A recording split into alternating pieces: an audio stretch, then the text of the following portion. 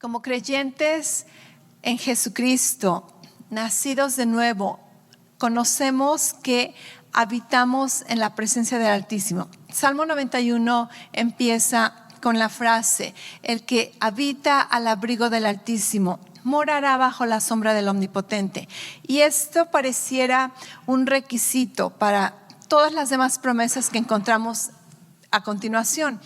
Sin embargo, entendemos que como cristianos, como creyentes en Jesús, gracias a la sangre de Jesús, nosotros ya hemos cumplido ese requisito. Gloria a Dios, gloria a Dios. Esto a mí me encanta porque por mucho tiempo, tú lo conoces, lo he compartido, por mucho tiempo yo me descalificaba de este salmo tan precioso. Y ahora me encanta ver que estoy calificada. El que habita al abrigo del Altísimo morará bajo la sombra del Omnipotente. Y entonces dentro de mi verdad siempre está la mano levantada. Ese soy yo, y espero que ese sea tú. Y si tú no lo sabías, si tú eres un hijo de Dios, si tú has recibido a Jesús como tu Señor y Salvador, entonces ese eres tú, esa persona que habita bajo el abrigo del Altísimo, que mora bajo la sombra del Omnipotente. Eres tú, di conmigo, soy yo, ¿ok? Entonces, desde que empezamos este salmo, es un conforte, es un gozo, es una celebración. Y probablemente, sí, para los eruditos de la palabra, ¿ok? Los salmos son poesías. Los salmos no son necesariamente doctrina, no son principios bíblicos con los que fundamos nuestra fe. Los salmos es una sección. En el Antiguo Testamento se conoce como sabiduría. En el Nuevo Testamento lo clasificamos como libros de poesía. Pero la razón por la que este salmo se separa de muchos otros salmos es porque muchas de las promesas que contiene esta poesía, este poema, no solamente son parte de un poema, sino que son promesas que se respaldan en muchas secciones del Antiguo Testamento y del Nuevo Testamento. Entonces podemos tomarnos casi literalmente de estas promesas. No solamente porque están bonitas y nos gustan, sino porque están respaldadas una y otra vez durante toda la Biblia, ¿ok? Entonces vemos que por la sangre de Jesús, por la obra de Jesús, ahora nosotros habitamos en la presencia de Dios. Y no solamente habitamos como permanentemente, como que esa es nuestra residencia permanente espiritualmente, sino que este salmo también habla de una permanencia dinámica. Y explicaba la vez anterior que muchas veces tú puedes vivir con alguien y simplemente estar bajo el mismo techo, pero no tener relación con esa persona. Muchas veces ni siquiera necesitas hablar con alguien. Y cada quien puede estar haciendo lo suyo bajo un mismo techo. Y al mismo tiempo puedes vivir con alguien y estar completamente en comunión, en unidad, en equipo. Entonces, cuando nos dice que los que habitan en la presencia de Dios está hablando, se refiere a que tú permaneces o formas parte de esa habitación, de ese lugar, la presencia de Dios. Tú perteneces en ese lugar, pero no solamente perteneces físicamente o como ubicación, sino que las puertas están abiertas para que dinámicamente tengas unidad, tengas comunicación. Podemos tener comunión con Dios, podemos participar de un diálogo con Él, podemos conocer a Dios y podemos ser conocidos por Él. Entonces, estamos hablando de que mi lugar, tu lugar, como hijos de Dios, nuestro lugar es en el cielo. Amén. Esta tierra no es nuestro hogar. Mi habitación, mi casa, tu casa está en su presencia. Está en su presencia. Jesús dijo: estamos en el mundo, pero no somos del mundo. Este lugar es solamente, andamos de paseo. Nuestra ciudadanía está en Cristo. Amén. Entonces, nuestro lugar de residencia es Dios. Y donde quiera que vamos, allí está nuestra residencia. No necesariamente tienes que estar en este edificio, en este lugar, porque esta es la casa de Dios. No, tú eres la casa de Dios.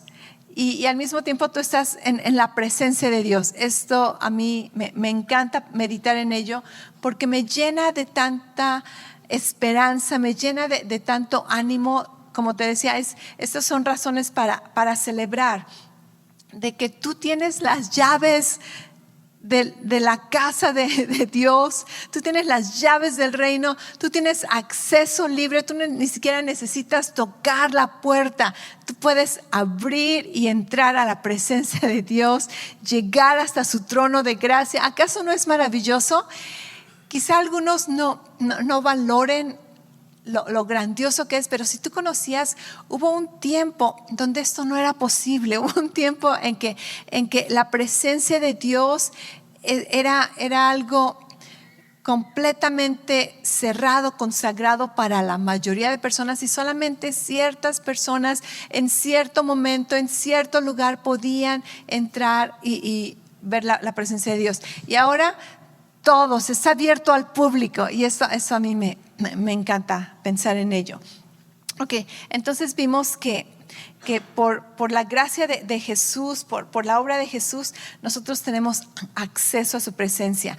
Y este acceso, como te decía, esta habitación, morar en la presencia de Dios, es algo dinámico. Esto no es solamente de que estás allí, sino de que puedes participar de la comunión con Dios. Y tu corazón y tu mente habitan en la presencia de Dios. Yo puedo vivir con mi familia, pero mi corazón y mi mente pueden no vivir con mi familia y solamente enfocarme en lo que yo quiero hacer y en lo que yo quiero tener y voy a planear. O lamentablemente muchas veces como mamá no puedo no pensar en mis hijos. A veces me he ido de vacaciones con grupo de mujeres, que te vas de viaje y donde quiera que andas, ay, a mis hijos les hubiera encantado eso. Ay, mi esposo. Y aparentemente estás teniendo un break de tu familia, pero mi corazón, mi mente habitan con ellos, donde quiera que esté. O a veces ando con mi esposo y vamos a un restaurante y siempre estamos pensando, mi hijo Daniel le encanta comida nueva, a él le encanta comer de todo tipo de comida, mientras más exótico, nuevo, mejor para él. Siempre que probamos algo nuevo, si no está con nosotros, a Daniel le hubiera encantado este lugar. Y donde quiera que andamos, siempre andamos pensando en los hijos. Entonces, no solamente habito con ellos físicamente donde vivimos en la misma casa, sino que donde quiera que voy, mi corazón y mi mente habitan con ellos. Eso es lo mismo que podemos hacer en nuestra relación con Dios, con Cristo, donde tú puedes estar en tu trabajo, tú puedes estar en el gimnasio, tú puedes andar por donde quiera, pero tu corazón y tu mente siempre habitan con el Señor. Como dice Proverbios, ¿verdad? Lo reconoces en todos tus caminos y todo el tiempo sabes que tienes acceso a su presencia, puedes tener comunión con Él. Hay un versículo que quería compartirte en Juan 10, versículo 27 y 28. Dice, mis ovejas oyen mi voz y yo las conozco y me siguen. Yo les doy vida eterna y no perecerán jamás, ni nadie las arrebatará de mi mano. Este es uno de los versículos que me vino a la mente cuando estábamos cantando acerca de que el amor de Dios es eterno y siempre nos encuentra donde quiera que vayamos. No importa si somos esa oveja perdida, el amor de Dios nos va a encontrar. Y dice que nadie nos puede arrebatar de su mano.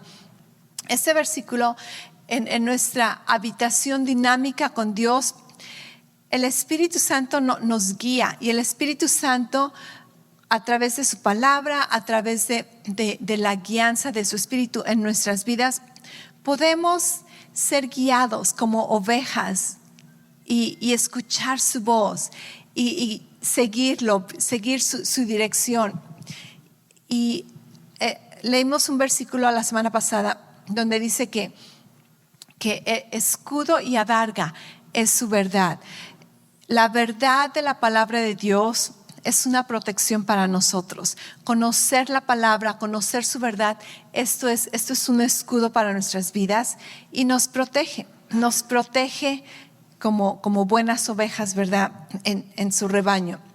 Ok, entonces cuando empezamos a experimentar este acceso que tenemos a la presencia de Dios, podemos decir confiadamente, el Señor me librará. El Señor me librará. Podemos decir confiadamente, no temeré. ¿Cierto? Lo vimos la semana pasada. Podemos decir confiadamente que vamos a creer y experimentar la protección del Señor y que vamos a ser librados de muchas trampas, de muchos peligros, de mucha maldad. Y la semana pasada hablábamos acerca de un tipo de una área donde Dios nos libra, y eso tenía que ver con las trampas ocultas, cosas que ni siquiera nos enteramos que Dios nos libera. Para mí, el mejor testimonio de lo que Dios hace en tu vida es no tener testimonio. Es no tener nada que contar que Dios ha hecho en tu vida en cuanto a me libró, me protegió, porque quiere decir que estás librado, ¿verdad? Algo que necesitamos saber y que Salmos 91 nos dice es que Dios no quita las trampas. Yo sé que a nosotros nos encantaría pensar que Dios va a quitar las trampas. Él dice, las trampas van a estar allí, las trampas van a existir. Mientras estés en la tierra va a haber trampas, va a haber personas que quieren atraparte, tenemos un enemigo. Entonces Dios no quita las trampas, Dios no quita los problemas. Si tú has estado orando, Dios quítame este problema, Dios no quita los problemas. Lo que Dios hace es Dios te libera. Y Dios te muestra cómo sobrepasar esas trampas. Dios te muestra cómo evadir las trampas. Dios te muestra cómo saltar las trampas, ¿verdad? Dios te muestra cómo irte por otro lado y ni siquiera te enteraste que había una trampa. Entonces, tenemos que estar conscientes de que la Biblia nos dice que va a haber peligro cuando está lo más oscuro de la noche y cuando está lo más brilloso del día. Y después, entre la oscuridad de la noche y el día, va a haber trampas. Dice, va a haber flechas que vuelen en el aire. Obviamente nosotros no conocemos ese tipo de ataques, pero representa peligro. Va a haber bestias salvajes, va a haber cazadores que andan cazándote, va a haber pestilencias, va a haber cualquier tipo de peligro en nuestras vidas. Dios no quita nada de eso. Eso es parte de la vida, es parte de nuestra tierra. Va a haber un día donde todo eso va a cesar. Va a haber un día donde ya no va a haber más muerte, más peligro. Dice la palabra que el león va a poder andar junto con los niños, ¿verdad? Y con los borreguitos, y no va a haber peligro. Pero todavía no llegamos en ese día. Y mientras estemos aquí, va a haber peligro. Salmos 91 nos dice, va a haber peligros, va a haber trampas, va a haber pestilencias, va a haber terror, va a haber muchas oportunidades para que nosotros tengamos temor. Pero para eso nos está diciendo estas palabras, primero que nada para advertirnos, conocer la verdad, porque la verdad nos protege. Y después para decirnos qué tenemos que hacer, cuál es nuestra posición, cómo respondemos a estos peligros en los que nos enfrentamos. Versículo 7, vamos a leer del 7 en adelante, porque la semana pasada estudiamos del 1 al 6. Versículo 7 dice, caerán a tu lado 1,000 y 10,000 a tu diestra, mas a ti no llegará. Ciertamente con tus ojos mirarás y verás la recompensa de los impíos. Y aquí algo que me gusta, algo que podemos tener conforte, es de conocer la voluntad de Dios. Conocer la voluntad de Dios, de que la voluntad de Dios es de que podemos andar en medio de peligro y solamente ser espectadores, no participantes. Amén. Entonces, esto es la voluntad de Dios. Sabemos que su voluntad no siempre se cumple. Y quizá digas, ¿qué? ¿Cómo ¿cómo te atreves a decir eso? Pareciera herejía, ¿verdad? ¿Cómo que la voluntad de Dios no se cumple siempre? La voluntad de Dios es que todos sean salvos. En la Biblia dice que la voluntad de Dios es que todos sean salvos, pero nosotros sabemos que no todos son salvos, ¿cierto? ¿Por qué? Porque Dios en su soberanía, en su magnificencia como Dios, decidió darnos libre albedrío, decidió darnos voluntad libre, voluntad propia. Y Dios dijo que Él iba a respetar tu voluntad. Y Dios no va a sobrepasar tu voluntad. Esto es maravilloso. Esto es algo por lo cual admirar a Dios y decir, wow, eres maravilloso. ¿Cómo te atacas? Se basa bajo sus propias reglas. Son principios que Él estableció y no los va a romper. Entonces, nosotros tenemos que participar de su voluntad. La voluntad de Dios es de que solamente seamos espectadores y no participantes. ¿Pero alguna vez has sido participante de algún peligro, de algún problema, de algún accidente? Sí, ok, sabemos que esto no es la voluntad de Dios, pero muchas veces por ignorancia, muchas veces por desobediencia, muchas veces simplemente porque ni siquiera tuvimos tiempo de pensar, somos víctimas de cosas que la voluntad de Dios desea que no participemos. Entonces, nuestro deseo es estar lo más atento, como esas ovejas que escuchan su voz y lo siguen.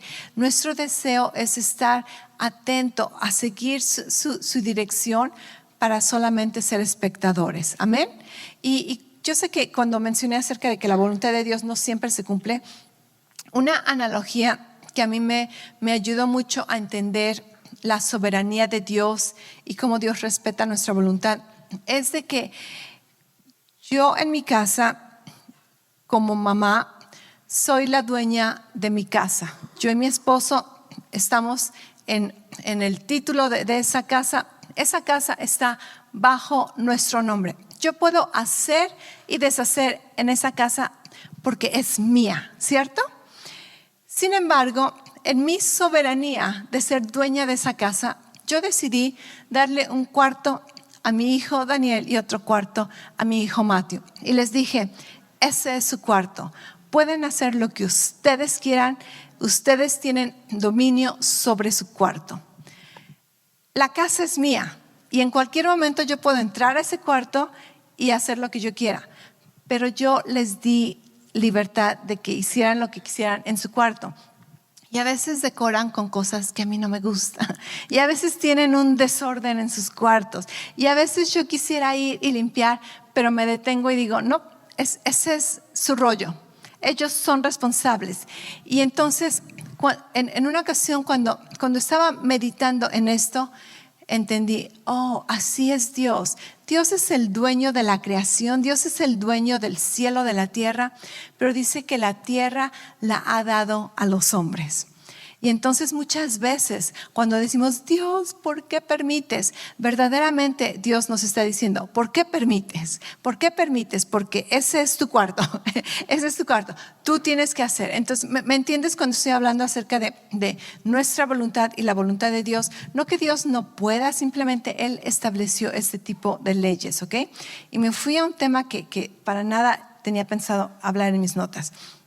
Ok, después del versículo 9 dice, ¿por qué has puesto a Jehová, que es mi esperanza, al Altísimo por tu habitación?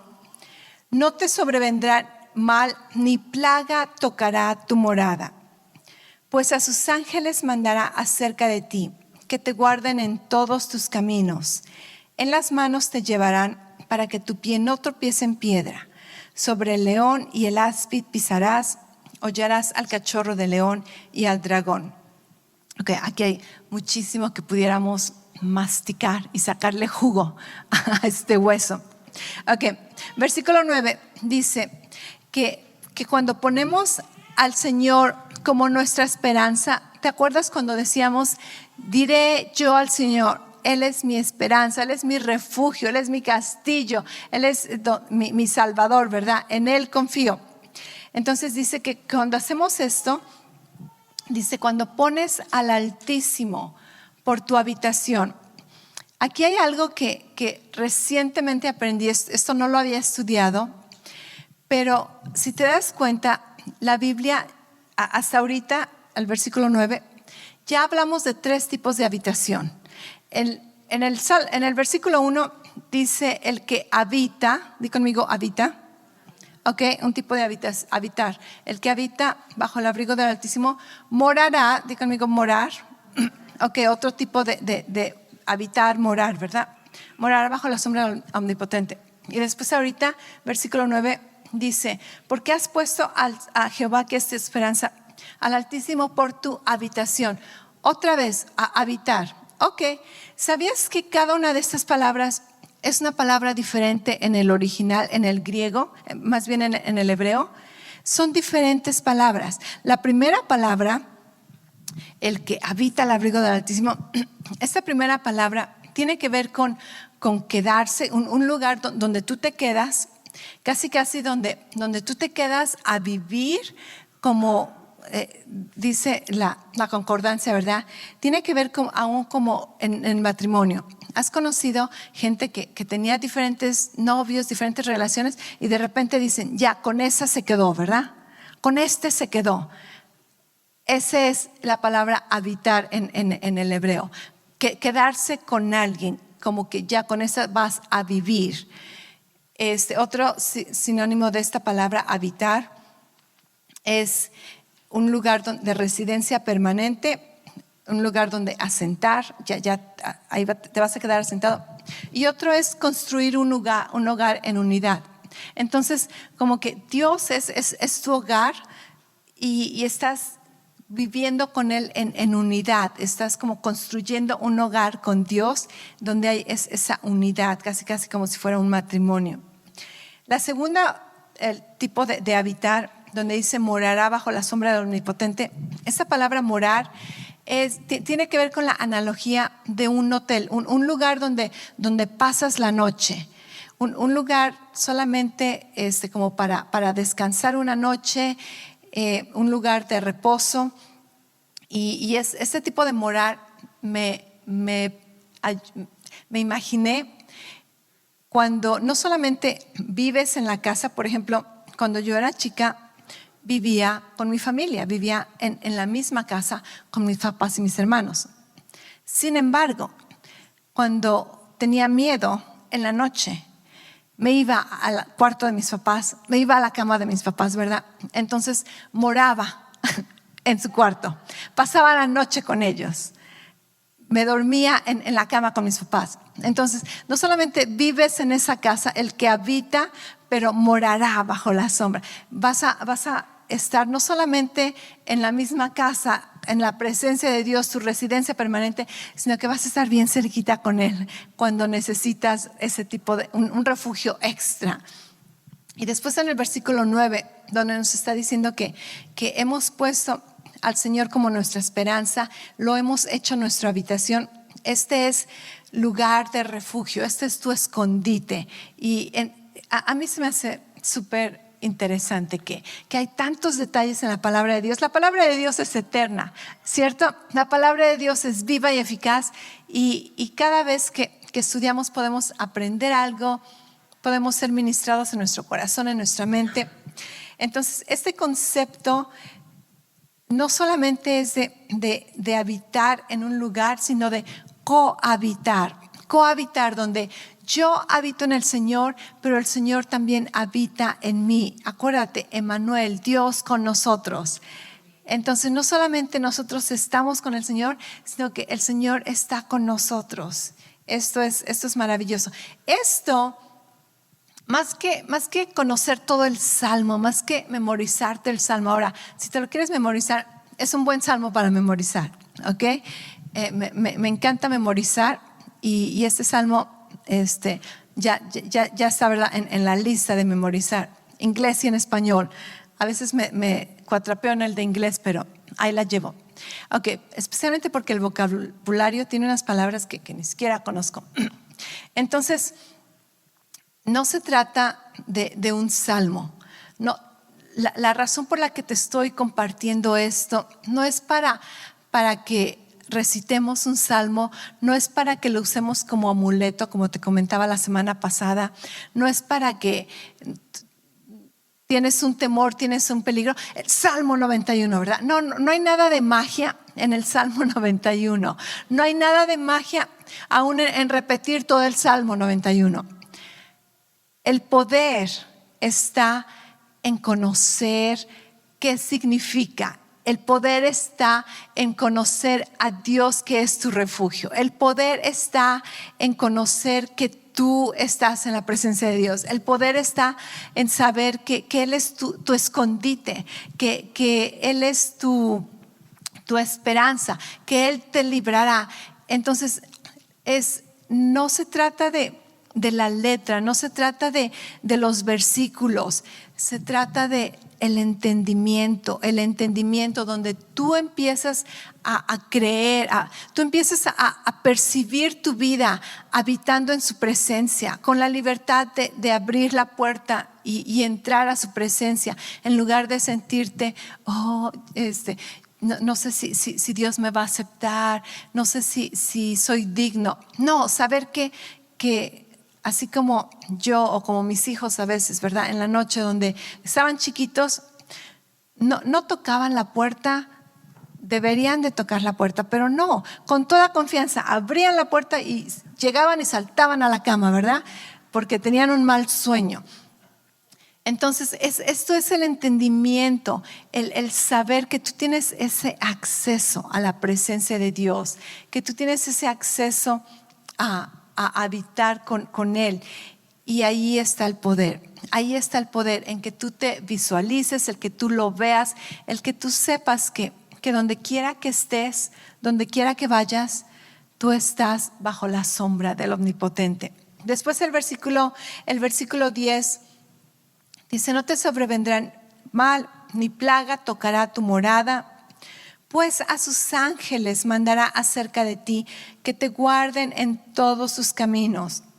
Y si tú me dices: pastora, ¿tú crees en los ángeles? Sí, yo creo en los ángeles. Yo creo en los ángeles porque los ángeles son bíblicos. Jesús dice que hay ángeles alrededor de nosotros, que Dios le ha dado cargo a ciertos ángeles a que te guarden.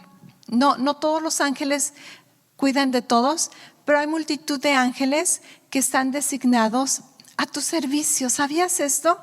En Hebreos 1:14 dice: ¿no son todos espíritus ministradores enviados para servicio a favor de los que serán herederos de la salvación? ¿Quiénes son los herederos de la salvación? Los hijos de Dios. Y dice la palabra que los ángeles son espíritus ministradores que están a nuestro servicio. Y para ello tenemos que operar en fe, tenemos que operar bajo los principios de Dios. Pero muchas veces siento que nuestros ángeles andan bien aburridos, ¿verdad? Como que no hay nada que hacer, porque no les pones nada a que te sirvan. Tú puedes poner a tus ángeles a trabajar porque han sido enviados a tu servicio. Los ángeles han sido enviados al servicio de aquellos que son herederos de la salvación.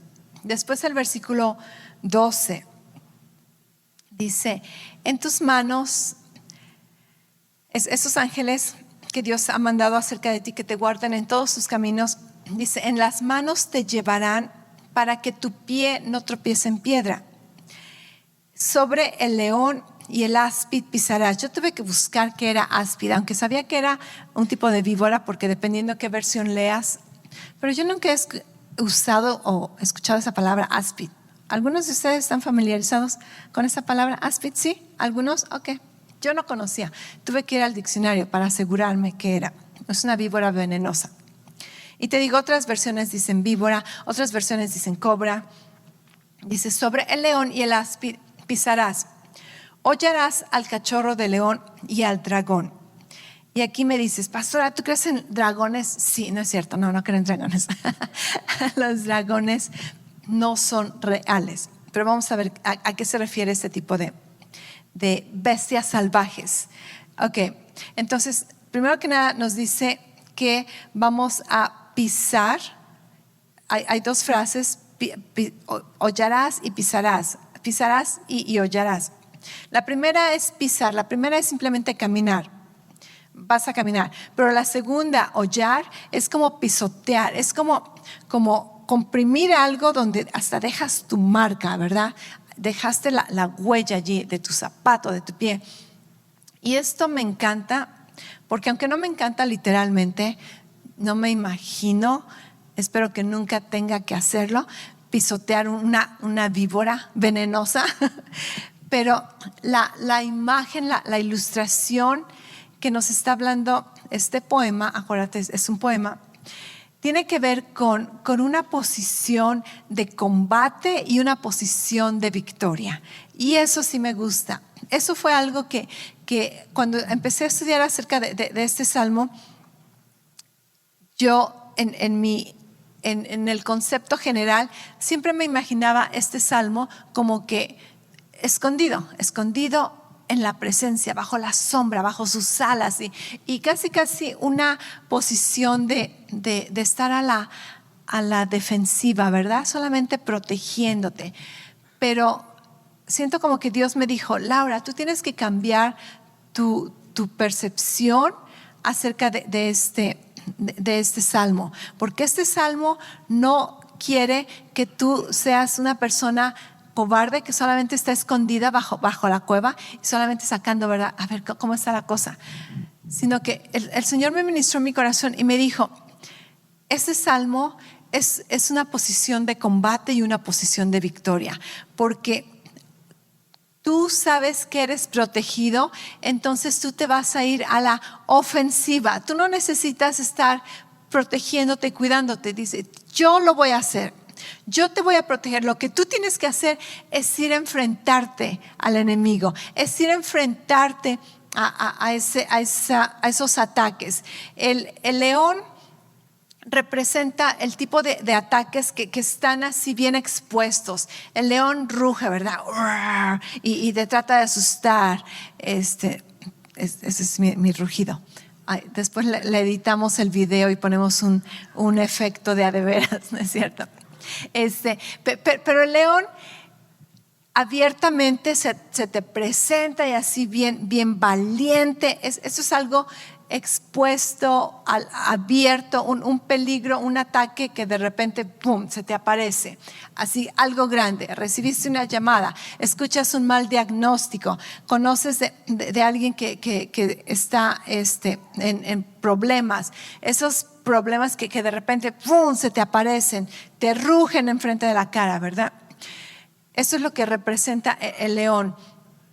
La víbora venenosa representa cosas más sutiles, cosas que no están así tan inmediatamente. Tú puedes decir, este es un problema, algo que no sabes si está bien, si está mal, será bueno, lo haré, no lo haré. Esto es algo que puede ser algo más sutil, que te puede llevar al peligro, puede lastimarte, puede dañarte.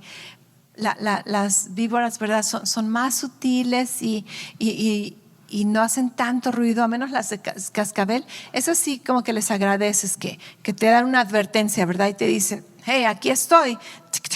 No te acerques, ¿verdad? Esta es la advertencia. Para la próxima te pico.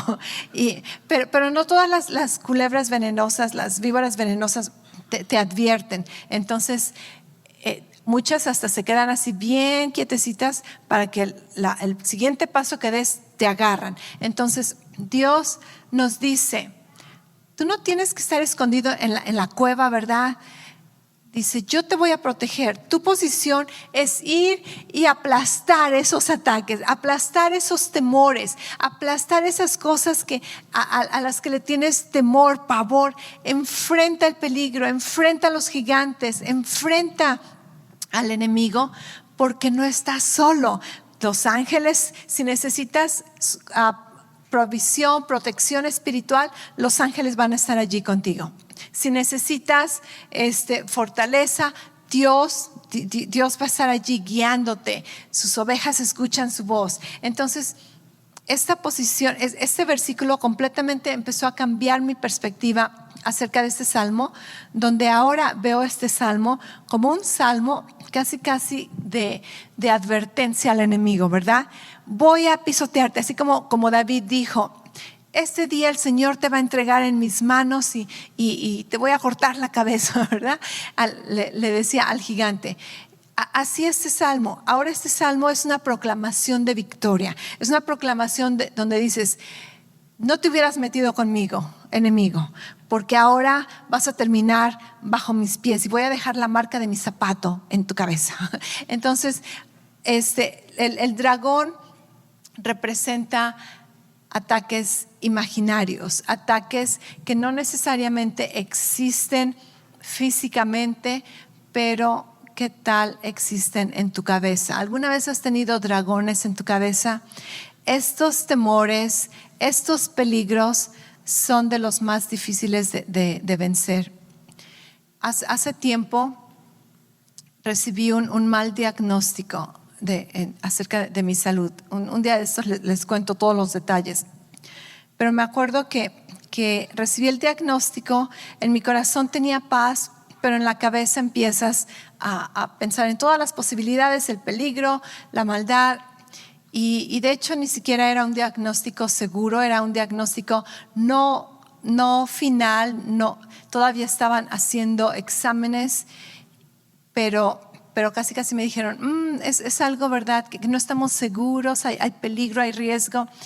Y yo me acuerdo, antes de conocer de este mal diagnóstico en mi salud, yo ni siquiera tenía ningún síntoma, ni siquiera me había enterado que había un problema en mi cuerpo. En el momento que escuché el diagnóstico, empecé a sentir todos los síntomas, así como que de repente se me presentaron, y me di cuenta: wow, qué poderosa es la mente para empezar a crear todas estas cosas. Jamás había experimentado lo que se conoce como un ataque de ansiedad. Ni siquiera sabía de qué se trataba. Sé que es como algo como que está de moda a veces, ¿verdad? Todo el mundo tiene un ataque de ansiedad. Yo ni siquiera sabía de lo que se trataba. Pero me acuerdo que al estar batallando estos pensamientos, estos dragones en mi mente, me acuerdo un día, de repente, sentí que no podía respirar y sentí mi corazón palpitando como nunca. Y dentro de mí dije: se me hace que este es un ataque de ansiedad. Así son. Y lo que hice, era en la noche, ya estaba a punto de irme a dormir, todos ya están dormidos, y estaba en mi closet y empecé a sentir, ¿verdad? No podía respirar, mi corazón estaba palpitando como nunca, y lo único que hice, me acosté en el piso y empecé a respirar, ¿verdad? Mis prácticas de respirar. Ok, cálmate. Y inmediatamente yo entendía que la batalla estaba en la mente, que los dragones estaban en la mente y que tenía que pisotear esos dragones de mi mente. Y lo único que hice, porque yo sentía que no tenía aire para respirar, así como que me estaba quedando sin aire. ¿Y se acuerdan de mi confesión favorita? El Señor es mi pastor y nada me faltará. Y le empecé a decir a mi cuerpo: el Señor es mi pastor y no me va a faltar aire. No me va a faltar aire para respirar. El Señor es mi pastor y nada me faltará. Empecé primero simplemente a meditarlo, a pensarlo. Después, ya que me calmé un poquito, empecé a confesarlo. El Señor es mi pastor y no me falta nada. No me falta salud, no me falta aire, no me falta un ritmo normal en mi corazón. Y empecé a confesar la palabra de Dios. Y gracias a Dios pude calmarme, y así como que dije: wow, de eso se tratan los ataques de ansiedad. Pero gracias a Dios por su palabra me di cuenta que todo estaba en la mente. Y dije: si mi mente puede hacer que síntomas se aparezcan de la noche a la mañana, entonces mi mente puede hacer que esos síntomas se callen. Y ¿sabes qué? Me puse a trabajar y dije, no, me agarré la comunión, empecé a recordar todas las promesas de Dios acerca de sanidad. La palabra nos dice que resistamos al enemigo, y si algo resisto en mi vida es la enfermedad. No voy a permitir que la enfermedad me robe un día de salud, porque Jesús pagó un precio muy alto para que yo esté sana.